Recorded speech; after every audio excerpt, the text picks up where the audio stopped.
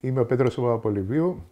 Είμαι αναπληρωτής καθηγητής σύγχρονης ελληνικής ιστορίας στο τμήμα Ιστορίας και Αρχαιολογίας του Πανεπιστημίου Κύπρου.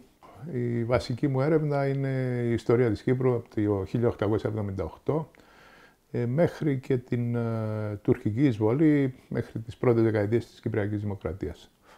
Επίσης, σε αυτό το πλαίσιο ερευνώ το ενωτικό κίνημα των Ελλήνων της Κύπρου, τον αγώνα της ΕΟΚΑ βεβαίως, και από τα πρώτα χρόνια της Κυπριακής Δημοκρατίας, τα γεγονότα που οδήγησαν στο πραξικόπημα και στην τουρκική εισβολή του 1974.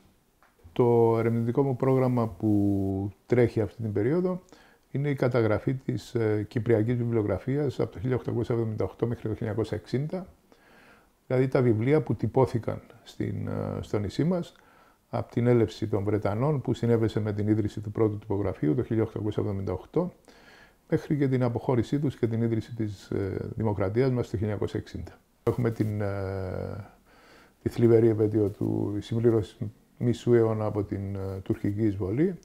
Προφανώς πρέπει να εκδώσω κάποια πράγματα για την επέτειο, κάποια συνέδρια.